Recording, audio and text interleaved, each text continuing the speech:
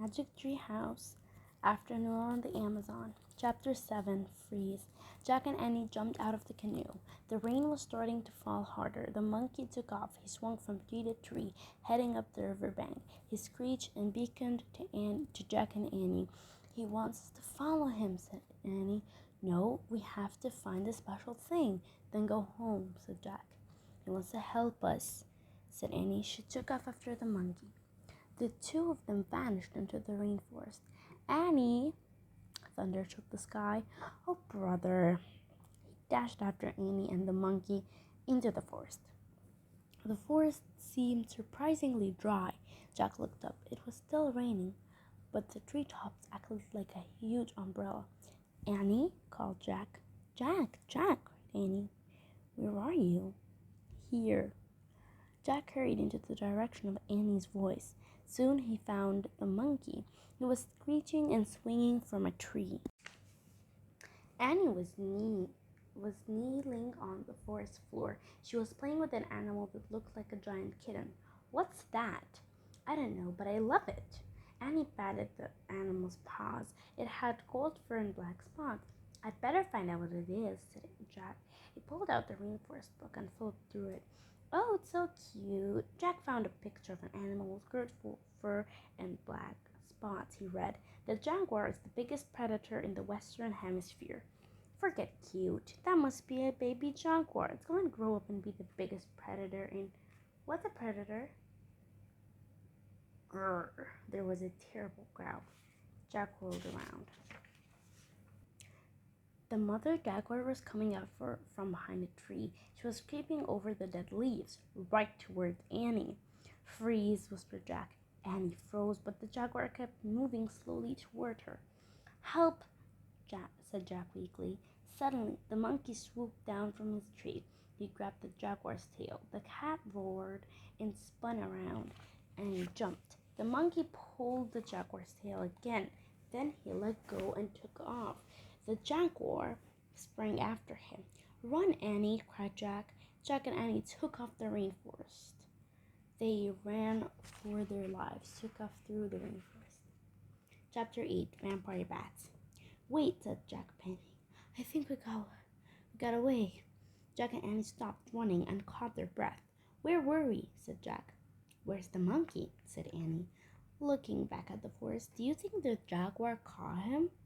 No, monkeys are fast. Of course, jaguars are fast too, but he didn't want to tell Annie. I hope he's okay. Squeak! Peanut peeked out of Annie's pocket. Peanut, I almost forgot you. Are you okay? The mouse just stared at Annie with her big eyes. She looked scared. Poor Peanut. Poor monkey, said Annie. She looked around at the forest. We'd better check the book, Jack said. He pulled out the book. He turned to pages searching for help.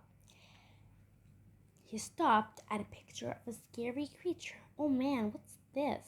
He said. Jack read the writing below the picture. It said, vampire bats live in the Amazon rainforest. At night, they quietly bite their victims and suck their blood. Vampire bats? Said Jack. Vampire bats? Said Annie. Jack nodded. After dark. Annie and Jack looked around. The rainforest seemed to be getting even darker. Yikes, said Annie. She looked at Jack. Maybe you should go home. Jack nodded. For once he agreed with her. What about Morgan? We'll come back. She'll have to be prepared. So we'll come back tomorrow? Annie asked. Right. Now which way is the treehouse? Said Jack. This way, said Annie, pointing. That way? Said Jack, pointing in the opposite direction. They looked at each other. We're lost. Squeak, don't worry, Peanut. Annie started to pet the mouse again, but then she stopped. Jack, I think Peanut wants to help us, said Annie. How? The way she helped us in the time of ninjas. Annie placed the mouse on the leafy forest floor. Take us to the treehouse, Peanut. The mouse took off. Where'd you go? Said Annie. I didn't see her. There, said Jack. He pointed to leaves rustling on the ground. A streak of white passed over the leaves. Yes, there, said Annie. Jack and Annie followed the moving leaves. The streak of white appeared and disappeared. Suddenly, Jack stopped. The forest floor was still there. There was no sign of Peanut. "Where is she?" asked Jack. He kept staring at the ground. "Jack!" Jack glanced around. Annie was standing on the other side of a nearby tree. She was pointing up. Jack looked up. The tree house. "Oh, phew," Jack said softly. "She saved us again," said Annie. She's running up the ladder all by herself. Look." Annie pointed at the rope ladder. Peanut was climbing up one of the ropes. "Let's go," Jack said. Annie started up the ladder. Then Jack. They followed Peanut all the way up to the canopy of the rainforest. Chapter 9. The Thing. Jack and Annie climbed into the treehouse. Peanut was sitting on the stack of books. Annie patted Peanut's little head. "Thanks," she said softly. "I have to write some notes about the rainforest," said Jack. "You find the Pennsylvania book." Annie began searching for the Pennsylvania book. The book that always had took them home. Jack pulled out his notebook.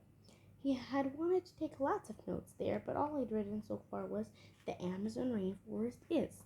"It's not here," said Annie. "What?" Jack looked up, and he glanced around the treehouse. Annie was right. The Pennsylvania book was nowhere in sight.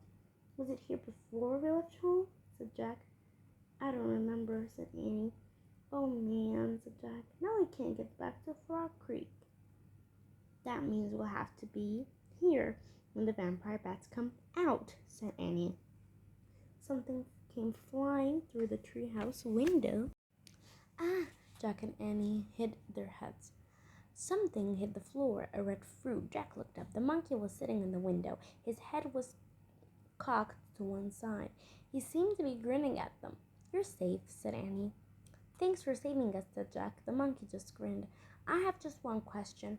She pointed at the fruit. "Why do you keep throwing those at us?" The monkey grabbed the fruit. "No, don't throw it," said Jack. He ducked, but the monkey didn't throw the fruit. He held it out to Annie. He moved his lips as if he was trying to say something. Annie stared into the monkey's eyes. He moved his lips again. "Wow," Annie said softly. "I understand now." "Understand what?" said Jack. Annie took the fruit from the monkey. "This is it," she said. "The thing we need." "What thing?" said Jack. "One of the special things we're supposed to find for Morgan," Annie said, "to free her from the spell." "Are you sure?" said Jack. Before Annie could answer, Jack saw the Pennsylvania book. "Look, our book," he said, pointing. "He found the thing. Now we can see the book," said Annie. "That's the way it works, remember?" Jack nodded. Now he remembered the Ninja Master said they wouldn't be able to find the Pennsylvania book until they had found what they were looking for. The monkey screeched with laughter. Jack and Annie looked at him. He was clapping his hands together. Annie laughed with him. "How did you know to give this us to us?" she said. "Who told you to do that?" The monkey just waved at Jack and Annie. Then he turned and swung away out of the treehouse. "Wait," said Jack, looking out the window. Too late. The monkey was gone. He had vanished below the treetops. "Goodbye," called Annie. A happy screech came from the mysterious world below. Jack sighed. He picked up his notebook again. He looked at his writing. The Amazon rainforest is. He had to write something before they left. He quickly added, "Amazing." Jack put away his notebook. Annie picked up the Pennsylvania book. "Now it's really time to leave," she said. She turned to the picture of the Frog Creek woods. "I wish we could go there," she said, pointing at the picture. The wind started to blow. The leaves began to tremble. The tree house began to spin. It spun faster and faster. Then everything was still, absolutely still. And that's it for today's video. Don't forget to wait for the next volume. Bye!